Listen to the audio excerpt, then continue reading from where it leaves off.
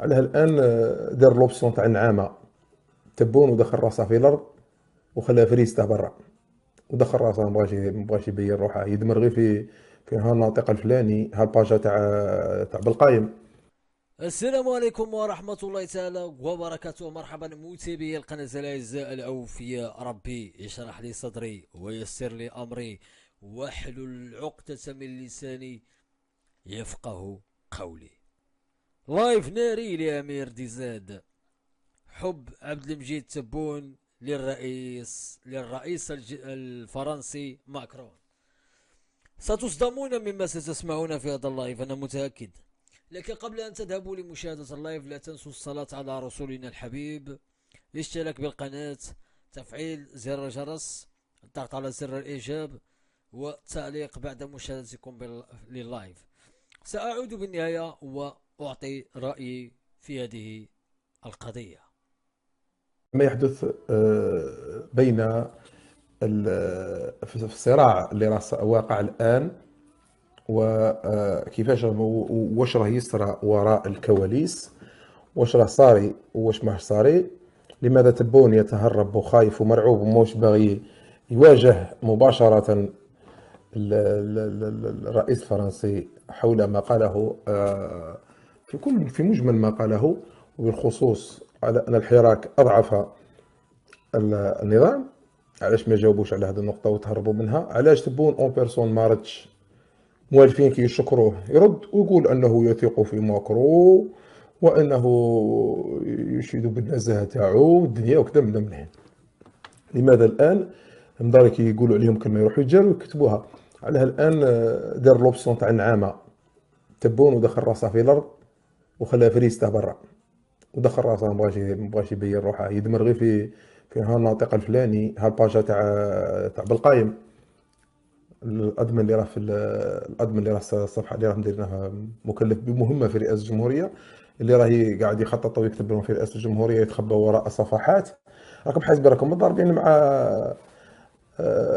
مع فيسبوكي قاعدين تخرجوا له في لي زادمين في الصفحات وقال لك وقال لا لا لا، خرجوا بصفه رسميه كما خرجوا لكم بصفه رسميه. هذا هو، خرجوا بصفه رسميه وبالبريزيدان تاعكم، خرجوا به بصفه رسميه. كنتش متخبي لي مور صفحات. ها قالت وزارة، صفحة مجلة الجيش، ها قالت صفحة رئاسة الجمهورية، واللي زاد من هذو قاع ذباب، قاع ذباب في ذباب. هو بغيت يواجهوا الدول ثاني بالذباب، ولا توجهوا بغيت يحرروا فلسطين ثاني بالذباب تاع الفيسبوك. اذا هنا الهاشم بارك الله فيك، ربي يجازيك خويا عمار حدين، بارك الله فيك خويا، ربي يجازيك كثر خيرك. اذا هكذا باش نكونوا في الصورة، نكونوا في الصورة. والكارثة الأعظم دقيقة تشوف،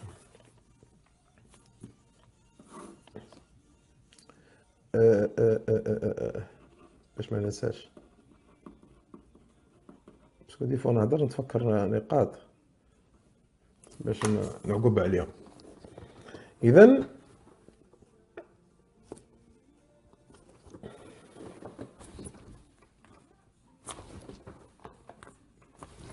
ردوا.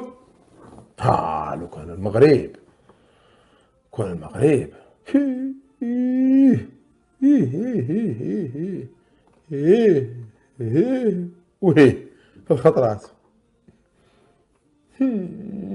الحمامرة وين راه؟ الحمامرة الدبلوماسي محنك، دبلوماسي ومحلاك ويرعب، وسيد الفاليزة في الأمم المتحدة، وسيد المهام، صاحب المهام الصعبة. وراه أين هو؟ فويزيم بالألمانية. أين أنت؟ أين أنت يا العمامرة؟ فو بيستو عمامرة. أنا قلت لك بالألمانية وكنت تفهم اللغات. وار ار يو؟ وار ار يو أخلط دار شرك؟ ها وار ار يو؟ هو أنت تهضر 730 لغة وواعر، وتعرف الدبلوماسية وحبيبك صاحبك كاش بطلوا، راح كلش، كلش راح وين؟ رابط الفيرما وين؟ تلقى هذيك الهضره هذيك الحيات ودوك الناس اللي خالعين به بوصباعو والواعرين والدنيا ورايحين تخلوهم يتسخنوا على الحطاب. قال لك فرنسا غادي تسخن على الحطاب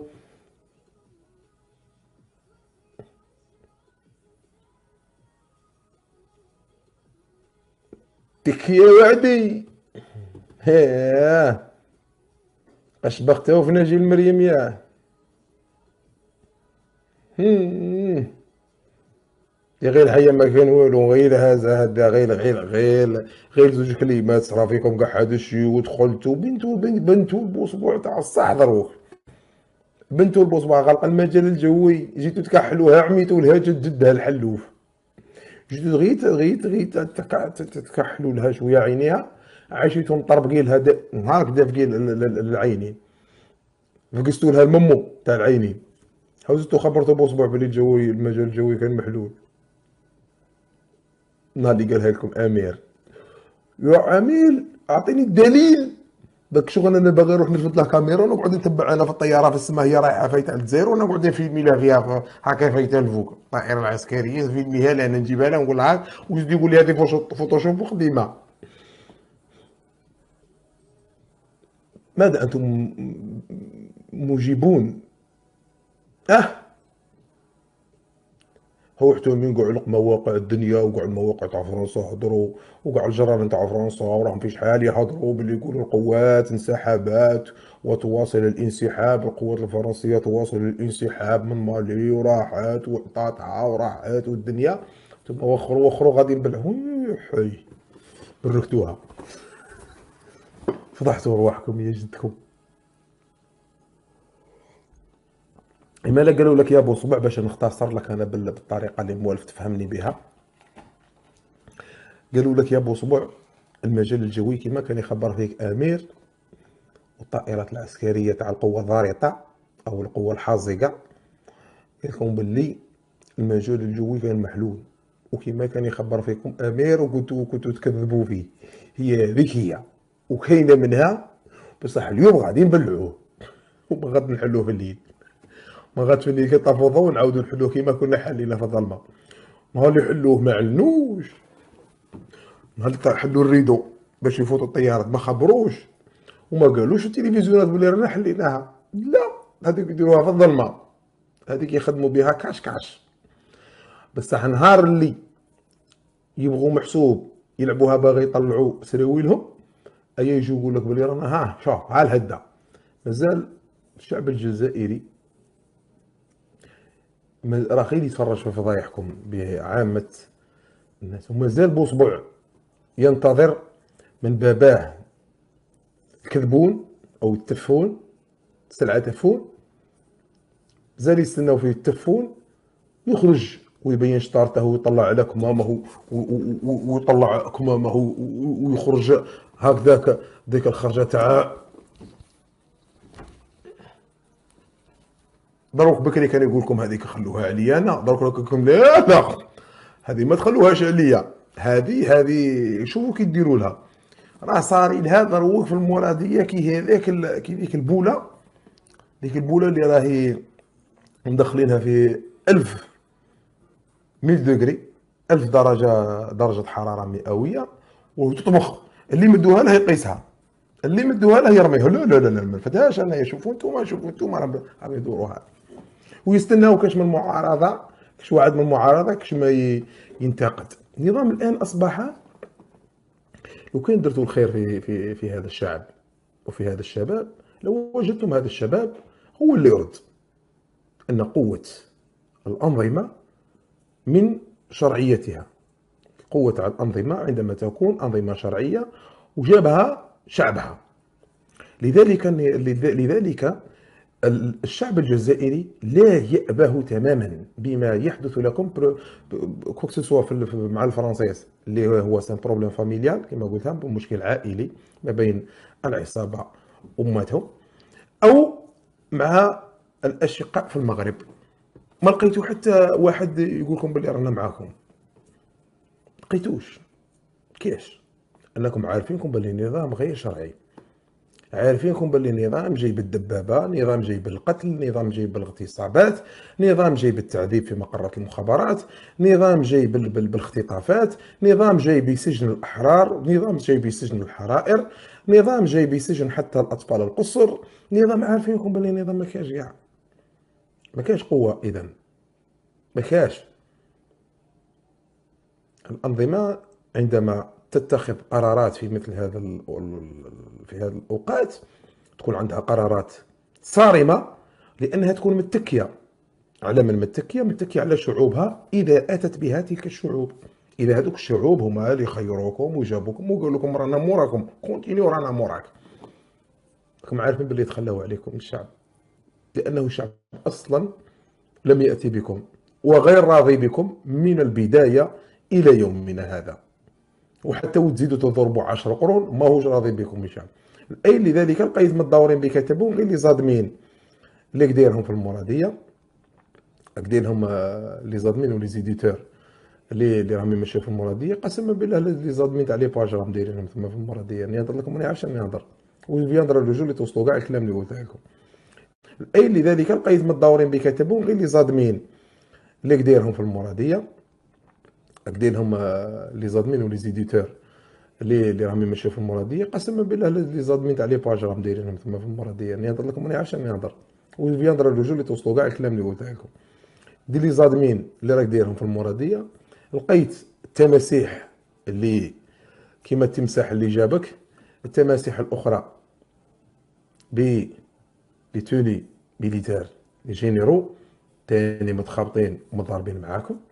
لقيت روحك في غرقه. انا قلتها لك النهار الاول اذا تتذكر، قلت لك رايحين يغرقوك، ويغرقوك غرقاك حلو على دوك على هذه الكلمه يغرقوك. غادي نحكي لك اليوم، قلت لك غادي يغرقوك ويغرقوك تغريقه تاع كلاب، وتصيب روحك ما تقدر لا تواجه المشاكل الداخليه ولا تواجه المشاكل الخارجيه، لا المشاكل التي انت في غنى عنها ولا المشاكل اللي لابد عليك ان تتكلم فيها.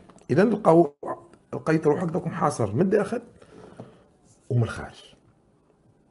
قلتها لك غادي يغرقوك وغادي يوصلوك للمحال وراك فيه.